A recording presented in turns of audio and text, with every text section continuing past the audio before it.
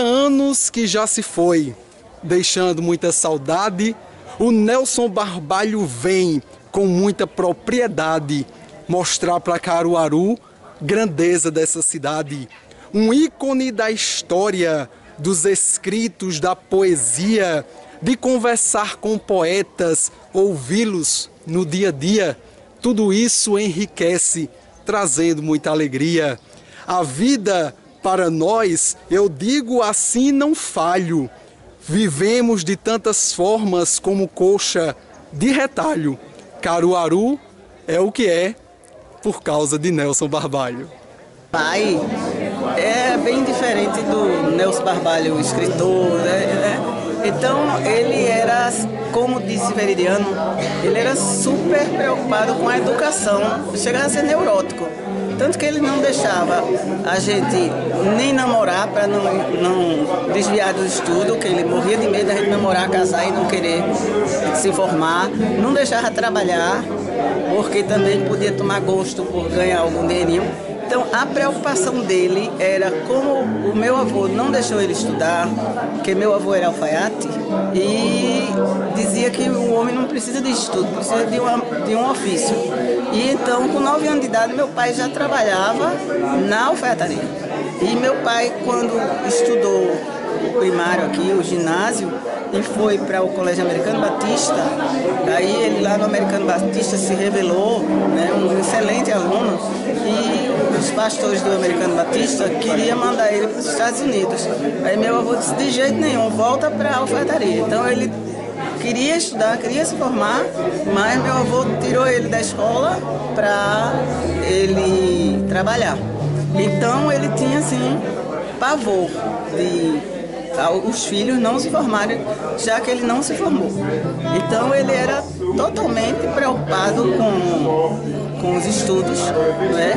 Então não era um pai bravo, não era de jeito nenhum, que ele era contra a violência.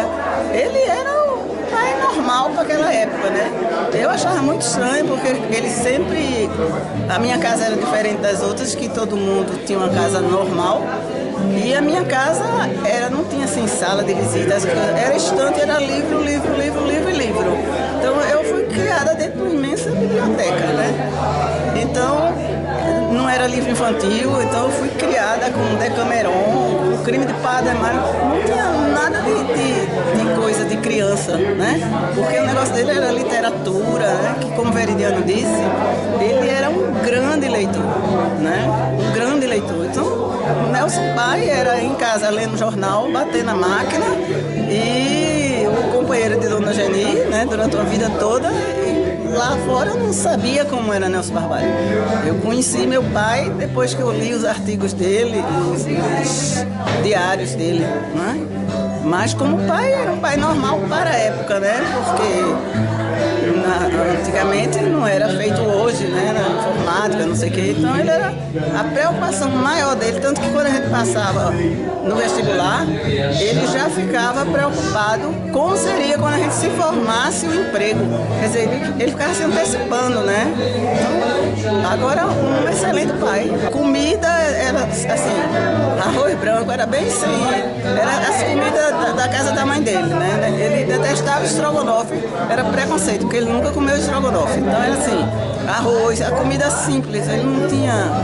E era ele que fazia as compras. Minha mãe era aquela mãe de antigamente, era totalmente doméstica. Quem fazia as compras era ele. Então ele queria comer uma galinha de cabidela, ele ia no mercado, trazia a galinha, o sangue e os ingredientes da cabidela, né? Então ele não tinha luxo, peixe ele só comia cavala, porque era de carne branca e sem espinha. Então era o estilo dele mesmo, né? E eu acho que a gente nem sabia, assim, o Nelson lá fora, o valor dele, né? Eu encarava ele como um pai normal. O que eu costumo dizer é que o meio acadêmico, ele cobra de Nelson uma coisa que ele não pode oferecer, que é o rigor da pesquisa da metodologia científica da pesquisa, né? Se ele não tinha aquelas normas, ele queria. Eu vou dar um exemplo, né? Com a dificuldade, muitas vezes, né? Se nós temos hoje, imagine ele, de ter acesso a fontes de pesquisa confiáveis, né, e primárias. Então ele tem umas ideias, né? Primeiro ele era conversar com as pessoas mais idosas, né? Os amigos de Nelson eram todos quase que na idade de ser pais e avô e avós de Nelson, né? Depois ele vai ao cemitério, né? E lá ele tem a ideia de copiar diretamente das lápides, dos túmulos, as datas de nascimento e falecimento. Porque aí o erro, a margem de erro é mínima, né? As famílias geralmente têm o cuidado de grafar ali a data correta. Então, com isso, ele já ganhava muito tempo. Então, ele passava o dia inteiro, vinha para Caruaru, já residendo no Recife, e aí ele passa o dia praticamente no cemitério, túmulo em túmulo, anotando essas informações, né? E depois é onde eu quero chegar, né? Aí as pessoas continuam reclamando, porque a metodologia você tem que citar as fontes, né? É uma norma, né? E técnica exigida, etc. e tal, mas você tem que aprender a ler Nelson, né? Porque às vezes no meio do texto ele dá uma informação subjetiva e você sabe de onde ele tirou aquela informação. Tem algumas publicações, sim, aí certa vez eu precisei, eu não tinha tempo de fazer uma pesquisa e me lembrei que eu precisava de datas de nascimento e falecimento, só que eu não tinha tempo de ler os livros de Nelson, era quase que uma emergência. Aí me lembrei, eu digo, eu vou ao cemitério, e aí resolvi rapidinho, fui lá e anotei várias datas ao mesmo tempo, isso, aí eu digo, olha aí, eu aplicando a metodologia nelsiana, como a gente chama, né?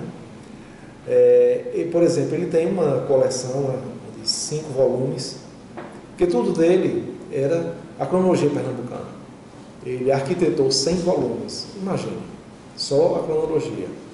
Mas ele não tinha fôlego, né? Ele tinha que trabalhar, tinha que cuidar da família, cuidou muito bem, por sinal. E o fato dele ter ido para Recife também foi isso, ele queria estar junto com os filhos, né? Os filhos para estudarem. E ele formou os 3, né? Os 3 médicos. Então, a cronologia eram 100 volumes, ele conseguiu escrever 30, que já é um feito, né? Um feito, que é uma obra monumental. E artesanal? A pesquisa de Nelson era artesanal, extraída de jornais velhos, de depósitos empoeirados, que as pessoas tratam documentos no Brasil como lixo, né? Com raras exceções. Mas ele encontrou naquele momento essa situação. E aí onde estava aquele amontoado de documentos, ele conseguia, era o faro mesmo, né, do pesquisador nato. E aí, por exemplo, a coleção Visão Histórica e Social de Caruaru, que vai de 1901 a 1920, né? Você identifica naturalmente que é o cotidiano da cidade. Essa obra é valiosíssima porque ele insere na historiografia oficial, digamos assim, quem realmente faz a cidade do dia a dia, que é o cidadão comum, é o comerciante, é o comerciário, é o carnavalesco. E a crônica, o jornal é um retrato, né, do cotidiano da cidade. Então, os fatos mais pitorescos, né, os acontecimentos inusitados, a crônica policial, tudo está nessa coletânea. Então, infelizmente, ele só conseguiu de 1901 a 1920. Mas, mesmo assim, você tem aí 20 anos do cotidiano da cidade. Visão Histórica e Social de Caruaru, são 5 volumes, que eu considero assim um primor, né? Mas aí vem o País de Caruaru, né, em 1974, na verdade veio antes, né? Os anos 80 foram muito decisivos, né? Porque ele consegue publicar. Simval, o velho Simval, né? Que é o velhinho de aço. Eu estou editando agora, o Valério está me dando esse prazer. E eu digo que é uma honra ter convivido com o Nelson Barbalho, né? Eu não convivi. Tá? Eu já era vivo, lógico, quando ele morreu, tá? Mas não convivi. Mas eu tenho uma dupla honra agora, que é editar um dos livros dele, na minha modesta editora, e também a Valéria me deu o prazer e a honra de escrever a orelha. O escrito de Nelson é tão assim, penetrante, que quando eu vou botar para imprimir aqui as páginas de 1 a 12, aí 22, enquanto imprime eu estou dando uma olhadinha no texto. Aí para de imprimir lá e eu nem estou aí, porque o texto, aí eu vou lá, recomeço, né? Depois que eu vou repetindo de novo, os mesmos locais que eu estava lendo me prende. Puxa, é feito uma imã. Aí eu digo, já li isso aqui, quando eu tá desligado, já tinha parado de imprimir. Então eu lhe adianto que ler Nelson Barbalho você tem que ter tempo. Tem que dispor de um tempozinho para mastigar, porque o homem tem realmente um conhecimento literário e sabe passar esse conhecimento nas escritas. Adquira um livro ou então leia e você vai comprovar isso. Ele conta um canal, né, que é o Centro de Estudo de História Municipal, do qual ele é fundador, no Recife. E aí, através do governo do estado, realmente ele consegue editar. Então, a década de 80 é muito rica em relação à edição, né, da obra de Nelson. Aí, quando você retrocede um pouco, você tem de 68, o primeiro livro, né, 71, acho, o segundo, depois 72, o terceiro, que é Caruaru, aí ele consegue apoio da prefeitura, que é muito raro, né? Ele só vai ter apoio daqui depois, em 1994. Então, nesse intervalo todinho, ele depende do apoio do governo do estado. E aí vem em 74, que é o País de Caruaru, ele conta, que se inspira no livro de Jorge Amado, né, no título, País do Carnaval. E aí ele lança esse clássico, né, que é o livro mais conhecido dele, tanto é que vira cognome da cidade, né? As pessoas utilizam. O José Condé escreve em 60 Terra de Caruaru e vira cognome, né, também.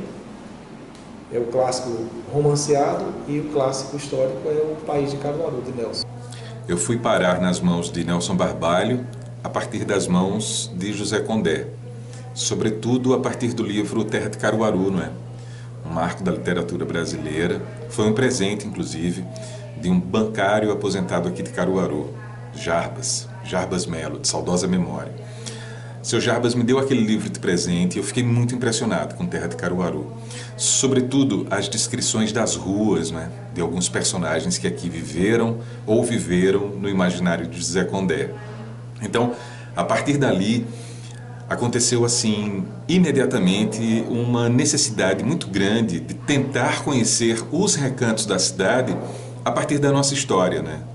Porque se Terra de Caruaru é um romance, me surgiu a necessidade de compreender as nossas origens a partir de relatos históricos. Então, naturalmente, a partir das mãos de José Condé, fui parar nas mãos de Nelson Barbalho. E aí, a partir dele, eu acho que reaprendi a significar o que é ter nascido em Caruaru, ter crescido aqui. Aprendi, por meio dele também, a respeitar o nosso passado, tentar reencontrar e reconectar alguns elos perdidos, né? Porque as cidades vão perdendo suas referências também, e aí é que está o papel do historiador, né? Em criar laços entre o passado e o presente, para a gente, enfim, definir o que é que a gente espera do futuro. Então eu acho que Nelson Barbalho cumpriu esse papel fundamental, que foi estabelecer em mim a necessidade de me entender como filho de Caruaru também. Esse livro aqui é o pequeno resultado, né, dessa paixão que surgiu a partir da descoberta de Nelson. No apartamento do meu avô havia um livro, Major Simval da Francesa, de Nelson Barbalho. E foi um presente do próprio Nelson e eu não sabia. Um dos meus irmãos foi que me narrou esse episódio, porque como o Nelson Barbalho fazia muita pesquisa e levava muito em conta também os relatos orais, o depoimento dos moradores antigos aqui da cidade, o meu avô foi um desses, né? E Nelson presenteava depois essas pessoas que contribuíam de alguma forma para o livro dele com esses depoimentos. Então o meu avô, Manuel Mendes de Souza Filho, foi um deles.